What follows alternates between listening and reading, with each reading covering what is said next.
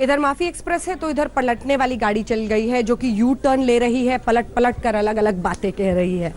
इससे ज्यादा कुछ नहीं कहूंगी। नवजोत सिंह सिद्धू साहब को सुन लीजिए। नरेंद्र भाई के जन्म दिवस पे यहां आना सिद्धू के लिए ऐसे ही है जैसे कोई मिट्टी का ढेला गुलाबों की क्यारी में आ गया, जैसे कोई तिनका बहता बहता नर्मदा माई में किसी शिवलिंग के ऊपर टिक जाए, वैसा सिद्धू आज नरेंद्र भाई के जन्मदिन पे यहां आके महसूस कर रहा है। मेरे भाई, जैसे नर्मदा माई में बहता हुआ कोई तिनका किसी शिवलिंग के ऊपर टिक जाए तो क्या महसूस करेगा, वैसे ये सिद्धू यहां तुम्हारे महाकुंभ में आके महसूस कर रहा है। मिट्टी का ढेला गुलाबों की क्यारी में आ गया। क्यों नरेंद्र भाई का अस्तित्व हर रोज दिन दुगना चौगुना बढ़ रहा है? क्यों क्यों नरेंद्र भाई अनिल अंबानी और धीरू भाई अंबानी से भी अमीर है? क्यों? कमाए होंगे अंबानियों ने पैसे, बने होंगे बड़े बड़े सेठ, लेकिन पिछले 20 साल में अगर किसी ने सबसे ज्यादा इज्जत कमाई है तो हमारी अध्यक्षा सोनिया जी ने कमाई। ये सत्य है और सिद्धू सत्य बोलता है। मौनी बाबा, मोबाइल साइलेंट पे करना हो तो मनमोहन सिंह मोड पे कर लो। बोलो सही है कि नहीं सही? कि सरदार मनमोहन सिंह जो आपके मौन ने कर दिया वो बीजेपी के शोर शराबे ने नहीं किया। आपके मौन के लिए कुछ अर्ज कर रहा हूं। परिंदों को मंजिल मिलेगी हमेशा, परिंदों को मंजिल मिलेगी हमेशा, ये फैले हुए उनके पंख बोलते हैं, वही लोग रहते हैं खामोश अक्सर जमाने में जिनके हुनर बोलते हैं। रुक रहे हैं ब्रेक के लिए, लेकिन स्पेशल रिपोर्ट में ब्रेक के बाद दिखाएंगे टीचर की यौन उत्पीड़न की वजह से 9वीं की छात्रा ने कर ली खुदकुशी। नोएडा का वो पब्लिक स्कूल कौन सा है, क्या है आरोप? ब्रेक के बाद देखते रहेंगे स्पेशल रिपोर्ट। इम्तिहान में फेल हुई तो जिंदगी से ही उसे जैसे नफरत हो गई और बच्ची फांसी के फंदे पर झूल गई। जी हाँ, मयूर विहार के एल्कॉन स्कूल में पढ़ने वाली इस बच्ची ने आत्महत्या कर ली। घर में खिड़की की ग्रिल से लटके इसी दुपट्टे से फांसी का फंदा बनाकर बच्ची ने अपनी सांसें और आंखें दोनों बंद कर ली। दरवाजा तोड़ा, पूरे कमरे में लाइट जल रही थी। हर कमरे में हम गए ही नहीं है, बाथरूम में नहीं है, नीचे नहीं है, पर्दे के पीछे नहीं है। वापस लौटे, घर तो बंद है, तो नजर यहाँ पड़ी, यहाँ लटकी हुई। अब दूसरा बच्चा नहीं बनना चाहिए निशानी के चक्कर में। नोएडा के सेक्टर 52 के इस घर में 16 साल की बेटी की मौत पर मातम पसरा है। न मां को होश है न पिता को होश। आंखों से टपकते आंसुओं के साथ वो तो सिर्फ और सिर्फ अपनी बिटिया को पुकार रहे हैं। स्कूल में पढ़ाने के लिए तो भेजते हैं, हम ऐसे थोड़ी भेजते हैं, पढ़ाने के लिए भेजते हैं। मेरा गोद तो नहीं सूना हो जाता। लेकिन बच्ची की आत्महत्या के पीछे जो असली वजह बताई जा रही है वो बेहद चौंकाने वाली है। आज खा गया वो स्कूल, एल्कॉन स्कूल, मेरी बेटी को खा गया। बच्ची के माता पिता का आरोप है कि एल्कॉन स्कूल के 2 टीचर्स उसे परेशान करते थे, उसे गलत तरीके से छूते थे और ये धमकियां भी देते थे कि अगर उसने किसी से शिकायत की तो वो उसे फेल कर देंगे। कैसे टीचर गुरु होते हैं जो बच्चे को हरास करते हैं, अंदर अंदर तोड़ देते हैं बच्चे को। मेरी बेटी बहुत दुखी थी। 16 मार्च को बच्ची का 9वीं क्लास का रिजल्ट आया था और बच्ची उन्हीं 2 विषयों में फेल थी जिसके बारे में उसने अपने माँ बाप को बताया था। जी हाँ, वो साइंस और एसएसटी में फेल थी और बच्ची ने स्कूल में इन्हीं विषयों को पढ़ाने वाले टीचर्स पर सनसनीखेज आरोप लगाए थे। हमारी बिटिया को फेल कर दिया गया 2 सब्जेक्ट में। वहाँ के 2 टीचर, मैं नाम भी अभी भूल रहा हूँ, मुझे देखना पड़ेगा, जो एसएसटी और साइंस पढ़ाते थे। राजीव और राजेश कौन है, उसको 1-2 बार उसको बाथरूम में टच किया था और गलत बातें कुछ कही थी।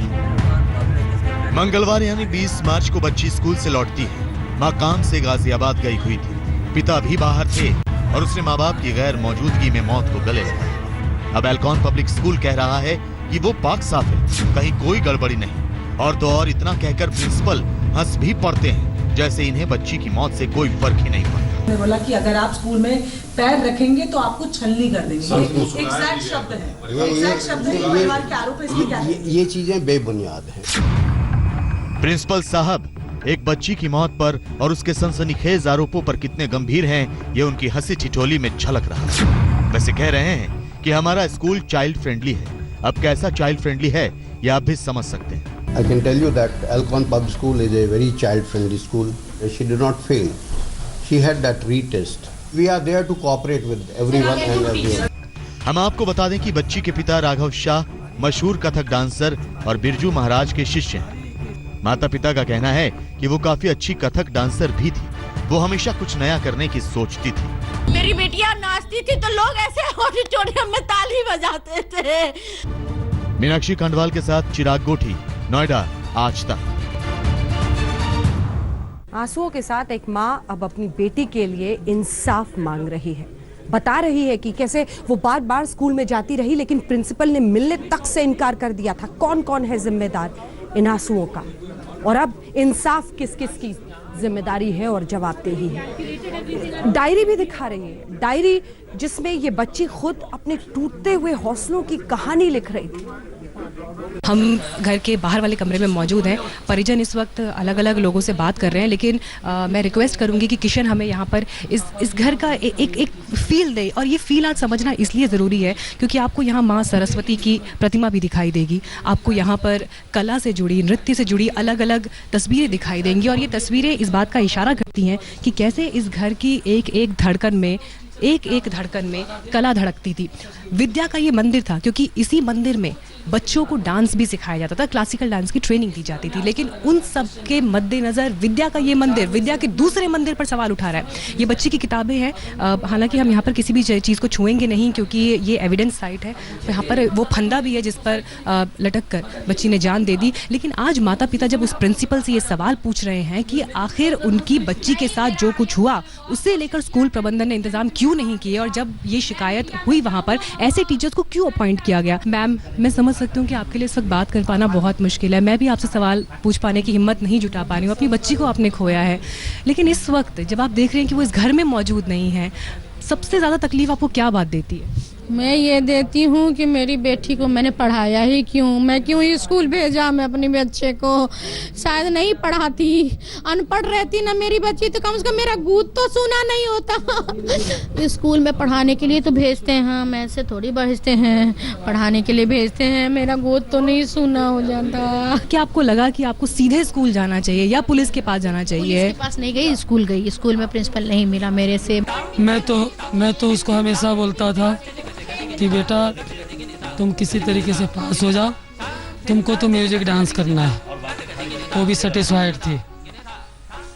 ये जो सिलसिला इस बार जो बना है 3-4 महीनों में, ये 3-4 महीनों में जो इस टीचर्स ने जो भी 2-3 टीचर्स ने जो एक माहौल क्रिएट किया, जो उसके साथ शारीरिक फेलियर शब्द बोला, डेमोरलाइज किया, तुम कुछ नहीं कर सकती, मेंटल, शरीर को छूना, छोटी बच्ची मेरे से एक्सप्लेन नहीं कर सकती थी, फिर फेल कर देना। इधर वो शायद हम लोग के सामने हंसती थी। मैडम आत्महत्या तो उसके लिए उत्साहित किया गया है ना, उसको इस लेवल पे लाया गया, उसको शारीरिक शोषण, मानसिक शोषण, प्रताड़ना दे दे के उसको उस गंडक में से कल तक के बीच की डेवलपमेंट बहुत स्ट्रांग हो गई। जब 16th को उसको रिजल्ट मिला, ये 3-4 दिन के तो तहश होता है। हमारी सरस्वती दीदी है महाराज जी की सीनियर, वो दोबारा पेपर देने के लिए उसे कहा गया था, रीपेयर होने के लिए कहा गया। लेकिन उस टीचर ने रिजल्ट के दिन ही बोला था कि तू आ, उसमें भी फेल कराऊंगा। हम माता पिता से सवाल पूछ रहे हैं, हम जो परिजन हैं, भाई हैं, बहन हैं, दोस्त हैं, उनसे सवाल पूछ रहे हैं। लेकिन इस सब के बीच जो बच्चियां यहाँ पर डांस सीखा करती थी, उनमें से एक ये बुक लेकर आई हैं। इस किताब में भी शायद बहुत से वो सपने हैं जो इस बच्ची ने देखे थे अपने भविष्य के लिए। चाहे उसमें डांसर बनना भी एक हो सकता है, डॉक्टर बनना भी एक हो सकता है।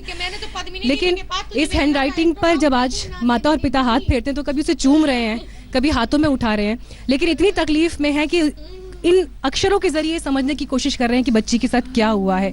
कहीं पर नाम के आगे डॉक्टर लिखा है। तो इसके अलावा अगर आप दूसरे पन्ने को पलटेंगे तो आपको यहाँ पर कुछ सिग्नेचर्स भी दिखाई देंगे, लेकिन I am alive, I am failure, I am dumb, I hate my self, ये तमाम जो सेंटेंसेस छोटे छोटे लिखे हैं, फिर उनको तोड़ा है, मरोड़ा है, उसके ऊपर फिर पेन फिराया है, ये वो सारे लम्हे हैं जिनसे बच्ची गुजरी है, ये वो सारी तकलीफें हैं जो उसके मन में शायद चल रही थी और उसी तरह से उभर कर यहाँ पर आई हैं। एक्सपर्ट्स इसे देखेंगे तो शायद वो इस पर और कुछ समझ पाएंगे, लेकिन आज जब ये किताब सामने निकल कर आती है तो ये उन तमाम तकलीफों पर इशारा कर रही है। परिवार ही नहीं, हर कोई मांग रहा है आज इंसाफ, और इंसाफ इस बच्ची के लिए ही नहीं, ऐसे तमाम बच्चियों के लिए जो स्कूल जाती हैं। माँ बाप सोचते हैं कि सुरक्षित जगह पर भेज रहे हैं, लेकिन ये टीचर ही दरिंदे निकलते हैं। अब एफआईआर दर्ज होने के बाद गंभीर धाराएं लगी हैं और जांच शुरू हुई है।